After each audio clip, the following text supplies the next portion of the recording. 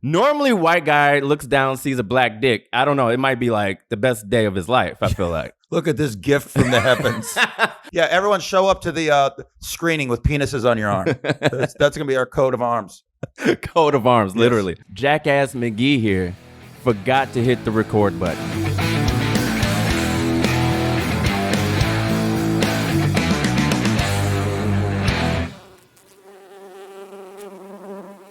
So I'm here with my good friend James Mattern, everybody. What up? And we've been here for at least 30 minutes, just giving the we juice. Changed the world. We changed the world. We brokered peace in the Middle East. I mean, we did everything. We cured AIDS. Yeah. We cured cancer. We did everything you could possibly imagine. Fox News started telling the truth. It was amazing. It was wild. It was wild. And guess what?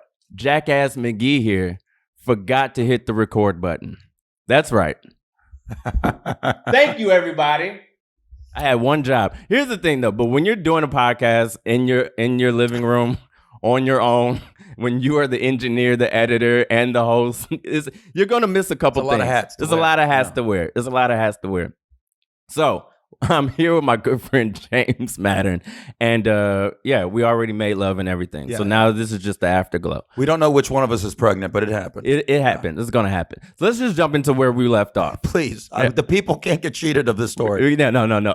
So a man's dick fell off. Let's just say it. Let's say what it is. Fell off. Let's not get technical. A man's dick fell off 6 years ago. He went to go take a leak. He noticed it was black. Mind you, he's a white guy, so this was awkward. Normally, white guy looks down, sees a black dick. I don't know. It might be like the best day of his life, I feel like. Look at this gift from the heavens.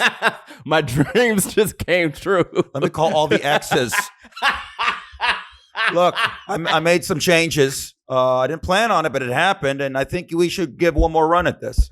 You know, and that should be like the sequel to the movie Big. Remember the movie Big with Tom Hanks? Yeah.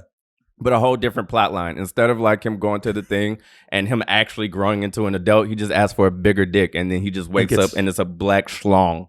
Well, you know the old street joke that's been changed a million times. Ronnie did it a couple times on like the Tonight Show before he passed. Is, hey, I was in the stall and Shaquille O'Neal runs in next to me and goes, "Oh, I barely made it." And I looked at him, I go, "Hey, can you make it in white?" Like, so this is in a sense that joke, but he didn't make it in white. He didn't make it.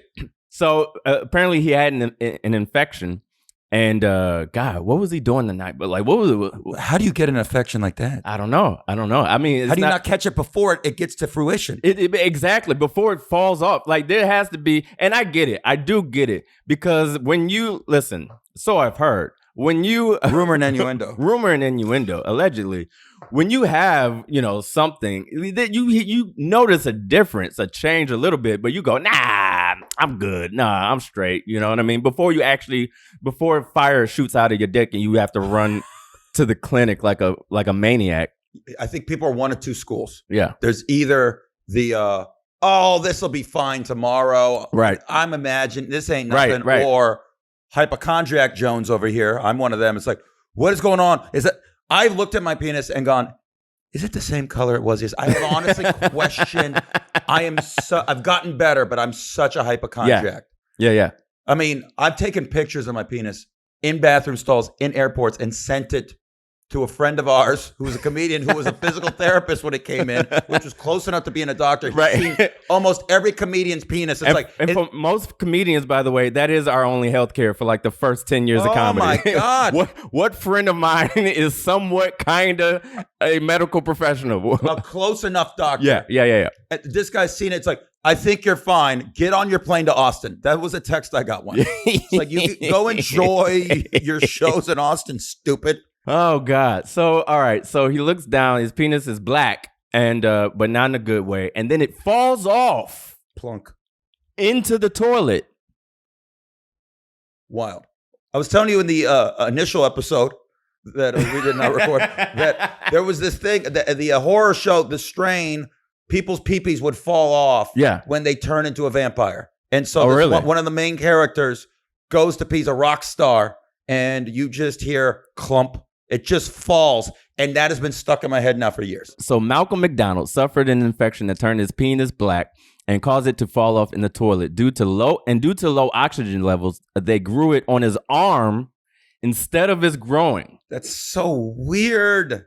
So not only did it fall off, the fact that the possibility that they could reattach it or whatever is already that just goes to show you that men do run the medical industry. Like I feel like there's not many things that could happen to a man that there isn't some cure for. Yes, sure. We're gonna, especially when it has to do with our dick. If it has to do with our dick, we're gonna find a way. You have to. So they put it on the arm, but that's my question.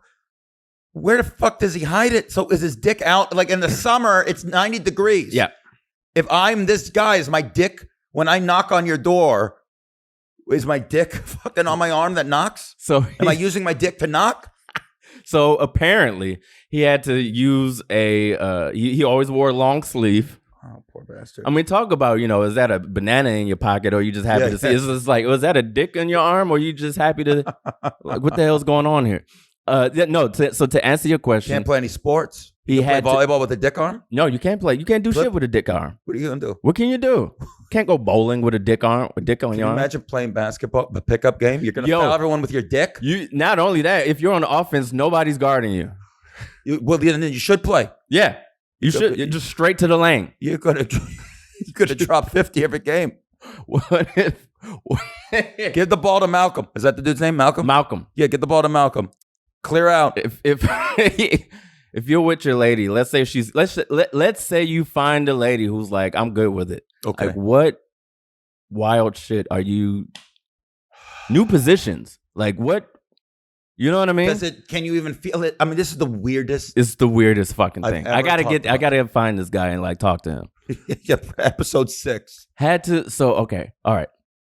They had to be extra careful when he had to be extra careful when hugging people. No shit.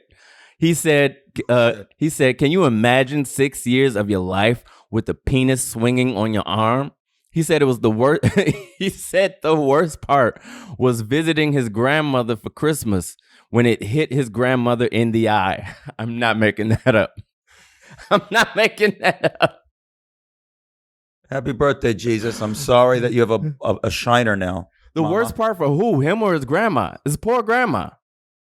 Grandmas are so great. She probably don't give it. Oh, go ahead. She's probably hit me with your penis on your arm, That's honey. True. Yeah. That's true. It's so Go true. have some pecan pie. Grandma, she's probably seen so much in her day. Has she ever seen a cock on somebody's arm? Like she's lived through Hitler. She's lived through polio, but a dick growing out of somebody's arm. That has to be like some sci-fi shit. Polio and Hitler, and then there's a dick. And then towards the end of her life, her poor grandson has a dick flying off of his arm and smacking her in the eye. This poor woman. Hiding people from the Nazis, and now this happens.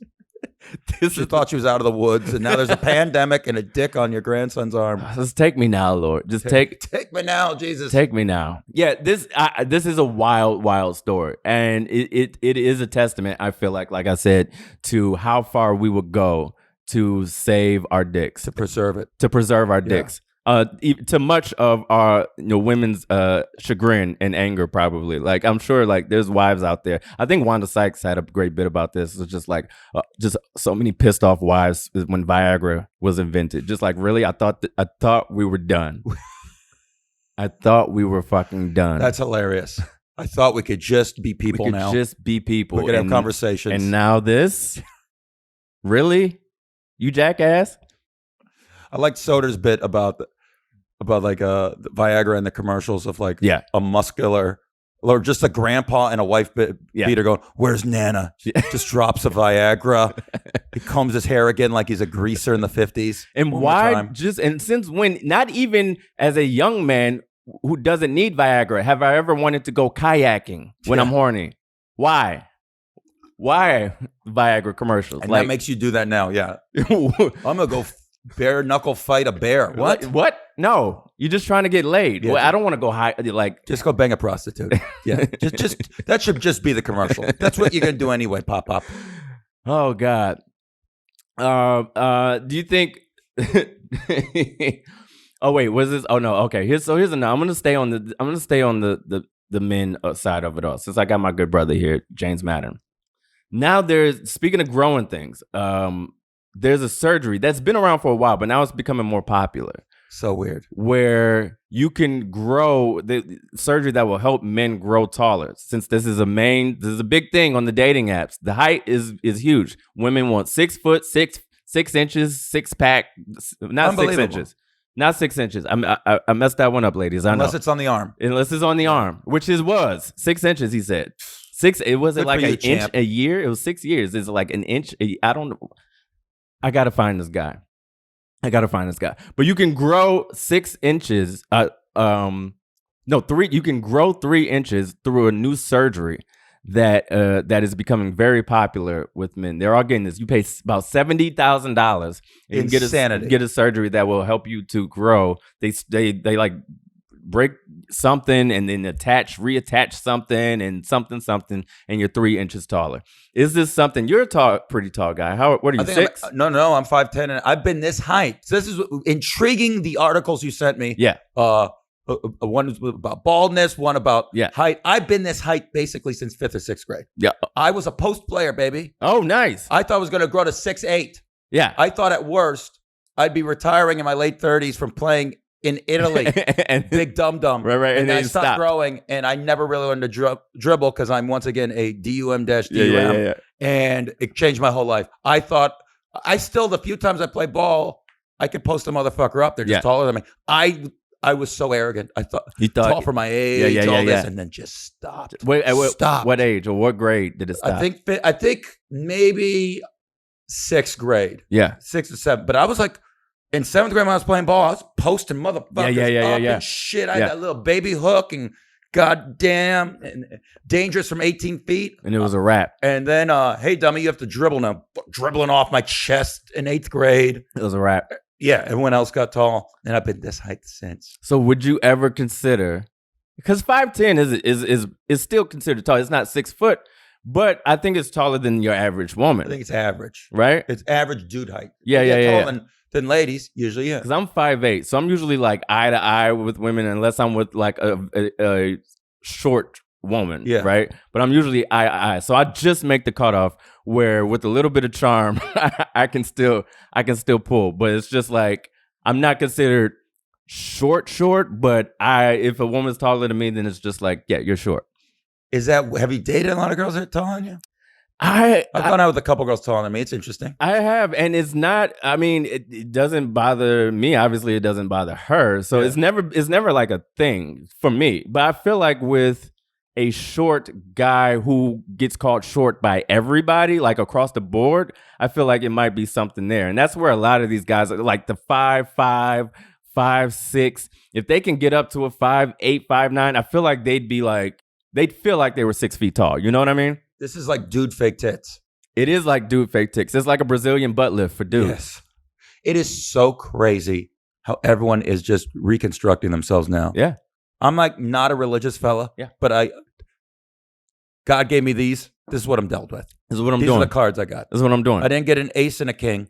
I didn't get blackjack. But you know what? I'm going to try and win with the 7-3. Yeah. That's what I'm going to do. Not only are you able to, this is for guys now, not only are you able to grow 3 inches taller, but they've got, like you can get hair glued on. This is a whole thing. I mean, it's crazy. It's wild. Yeah. It's wild. Now, do you think that, and not to speak for the ladies, but do you think that women will care if they know that you had like the surgery? Is it going to be that the same way we're kind of like, oh, I like real ass or I like real tits? Like, do you think women are going to be like, I like a man natural? I think in theory, everyone will tell themselves that. Yeah. Like you ever just spitting with your boys? They're like, oh yeah, I like good natural breasts. Yeah, then you leave a girl's place and you realize she had fake breasts and you're like, that was spectacular. It was amazing. That was absolutely spectacular. Kudos to the doctor. Yes. It's like, can I tip that fucker on Venmo? Like, God bless. It was great. And she feels good about herself, whatever. Yo, asking a girl what her doctor's Venmo is hilarious. Good job with that, sir. You clearly got them in New York or LA. Right. As opposed to like the Bronx, in a basement in the Bronx, which some have gotten. Stern for years was always like, if you're gonna get a boob job, if you get it in like Ohio, get the fuck out of here. New York or LA. Yeah. You have no other option. Maybe Miami? Okay, absolutely. Yeah. Nip tuck. Yeah. Yeah, a little bit of nip tuck. I don't know. I feel like once women catch on that this is a thing, because it's like that with hair. Like I've talked to women where I'm just like, okay, guy has like a fake hairline. Are you still interested? And she's like, no. And I'm like, oh, interesting. But if it's the other way around, we're assholes if we say, oh, wigs or weave or whatever. But a lot of you ladies don't like a man with fake hair. Because is it a trust thing? If you're lying about that, what else are you going to lie to? I think that'll be an excuse that they'll say. But I think it comes down to just grade A vanity. The same as us. Wow. Ladies, you're the same as us. All right? Cut the crap. We're all just animals. We're all just animals. People need to stop. I agree. Man, am I just becoming an old Italian? Yes, yeah. It just this is one of my go-to lines. Yeah. With everything. People just have to stop. Just with fucking everything.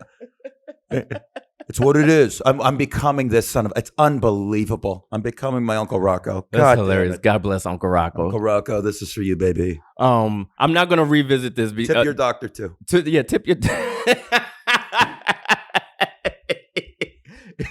Tip your doctor. I'm not going to revisit this too much since we already talked about it when my dumb ass didn't hit record. But there in the UK there is I guess a law now saying that calling a man or commenting on a man's baldness is considered sexual harassment. Now we already had this conversation, and we're kind of saying that men want to get sexually harassed. Most men, and look, I know. Don't write me. All right, don't write me. That's sexist to men and men. Shut up. All right, shut up. If you walk past a group of women and she's yelling, "Where that dick at?" You're looking around like, is she talking to me? Is it my birthday? Like, what's happening? So it still makes you giggle. I love making I've always wanted to ask you this. Please. So years ago, you went by Mad Dog. Yes, sir.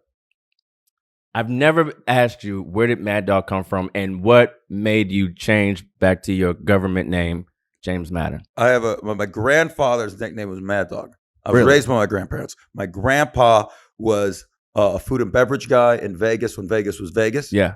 And I never got this part from him, but I've done some of my own figuring this out. Yeah. He was half German.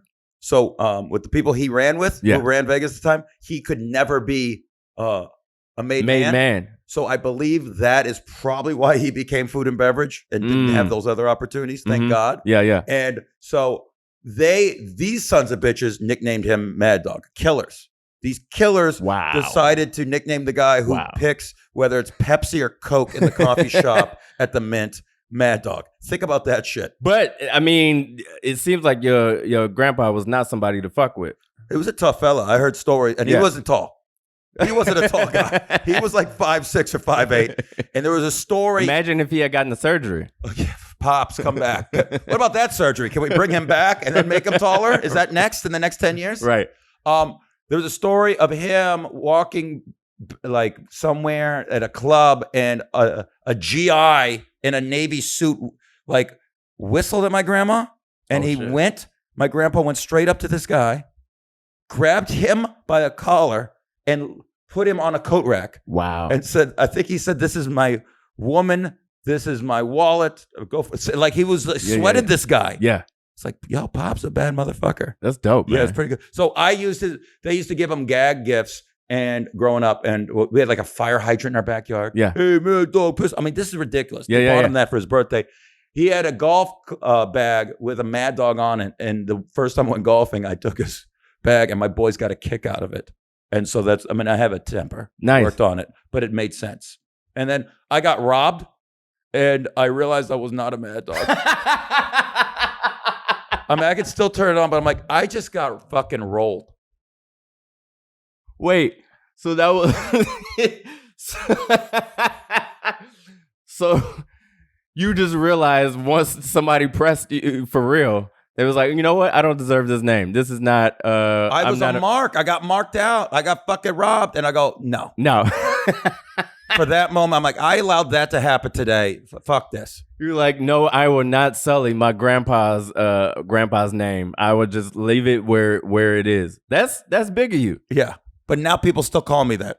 Really? At the cellar, there's people who know me as Mad Dog, and all the door guys are the greatest dudes in the world, but they love a nickname. Yeah. Yo, Mad Dog. And sometimes at the Village Underground, they'll just write Mad Dog on the schedule. Really? And it's hilarious. You know, and I'm like, I've been trying for years to get rid of it. I'm not going to argue with a bunch of dudes 6 foot a lot. Exactly. Who are very kind to me. Be like, hey, man, I don't want to go. They'd be like, shut up, Mad Dog. And then if they hear this, then I stop doing it because I got fucking marked out. Shit.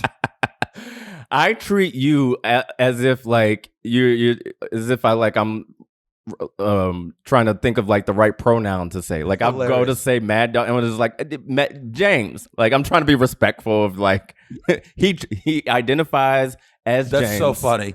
I'm going to call him. I'm going to respect him and call him James. I'm going to use the James bathroom. You know what's hilarious about this? So for years, some people had real issues with me not going by Mad Dog. It was. We loved it. It's a great name. Well, I also at that point, here's the main reason. I had that moment of embarrassment, but I at that point couldn't sniff anything in the industry, and I think the nickname had something to do with it. Also, when they hear that, I wasn't 100% fuck you on stage. So it didn't really fit. Yeah. So there was that. And the minute I changed, I started getting some stuff. And so that was huge. It's why, do you know what's crazy? The people who, if we're going to generalize, who had the most issue giving up, white dudes, like young white dudes were so privileged. I had white dudes going, I just have to change what I call you now. It was so, black dudes have been the most respectful. Greer Barnes to this day, if someone calls me Mad Dog, he will pause the conversation. Yeah. He's like, he'll put his finger out and be like, this gentleman's name is James. It was right. It's the wildest thing ever. And then young white dudes, you mean I can't, they become the spoiled kids in goddamn Willy Wonka. Daddy, I want a golden goose.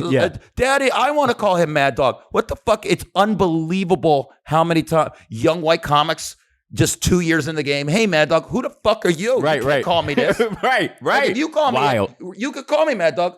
I've known you a minute. I don't give a fuck. We're buddies. But man, the entitlement and privilege. Wow. I want to call you Mad Dog. I want to call you get the fuck away from me, dog. That's the thing, though. In black culture, we're very big on respect. Very big on respect. Wants to be called something you same in Italian culture, right? It's just very big on. So it's just like whatever you want to be called, like whatever it is, God bless. Because we know it could go left at any moment. You know what I mean? So it's just an ingrained thing. It's just like, yo, I'm gonna respect you, you're gonna respect me, and that's just what it is. But like what? And these white guys that you're talking about never properly been punched in the face. Yo, man, we used to talk about that. There's never been properly punched in the face. We grow up, black people, we grow up where if somebody get punched in the face, it's just like, well, what did they do? There is no like, so funny. How dare they? Violence is not the answer. It's just like, well, they must have did something. They did something to get that. What happened? We used to say, never trust anyone who's never gotten punched in the mouth. Like you can tell who hasn't gotten their ass whooped. Yes. And they act shitty. Yes. Yeah. Doesn't mean you should be punching motherfuckers in the skull. But people who haven't act a certain way, and you're like, give them one. Give them one. It's not that you advocate for violence, but people shouldn't know that it's off the table. Yes. Well, people, we used to discuss this. Women hecklers are a bigger issue, and women heckle more, I think, than dudes. And it's Giannis brought this up years ago. It's because dudes realize that there's a chance that the comic will come down and beat him. We'll wait for him after. The bouncer will punch you in the mouth, muscle you a little bit. Girls are confident that a dude's not going to raise the hand on that shit. And so it's free reign. It's free reign, right. But dudes in the back of their head, most dudes realize, all right, if I act a fool. It's always on the fucking table. A receipt might come. In fact, a woman heckler, if she's disrespectful enough, the comic or the guy or the bouncer or whoever, she'll look to see if she's sitting with a guy. Dude, I've seen dudes freak out. It's like, oh, I'm going to get this whooping. Yeah. I'm the one getting the whooping. Yeah. Yep. Last night, these girls talked shit to some group of white dudes, frat boys. Yeah. And Derek Gaines was right there. Yeah. And the guys looked at him and Derek's like, you girls shut the fuck. He don't know the girls. Like, I'm going to get fucking jumped by this pack of white dudes. Like, what are you I'm the one. Get the fuck, you run in your mouth. Right. Thinking you get out of jail free card and shit. He's like, I don't even know you. You're not even my women. You're just walking by me in front of the place I'm working tonight. That's so true. That is so true. God, shout out to Derek Gaines. Love the Kodiak Bear. Oh my God, Derek. You told me that was his nickname. I respected that shit. I go, I will call you the Kodiak Bear. You're my boy. Whatever you want to do, I got you. All right, couple more things. Hit me. So, monkeypox. What the hell's going on? Really, world? Monkeypox? Is this what we're doing now?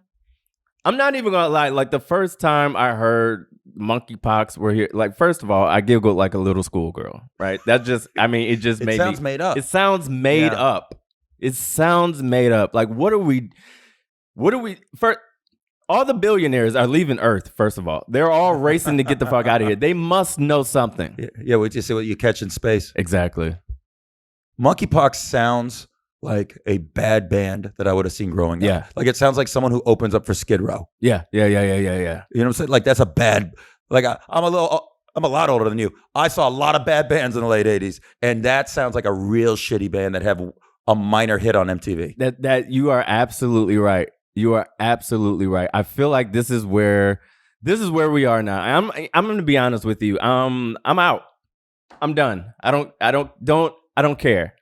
Like, I don't care. It's at that point now. It's at that point where we're like, just give me whatever you're going to give me and I'll deal with it. Yo, I'll get a tattoo of Florida on my ass at this point. Like, I don't care.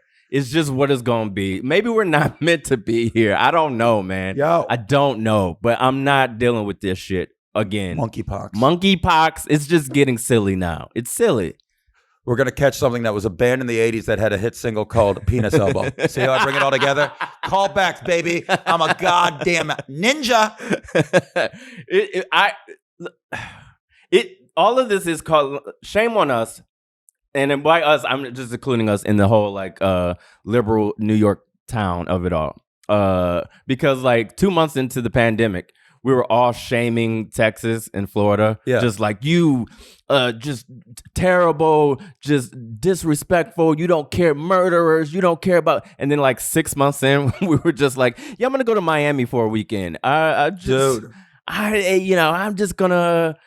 like, wait a minute, weren't you just saying that they were all? Yeah, but I'm gonna social distance. It'll be fine.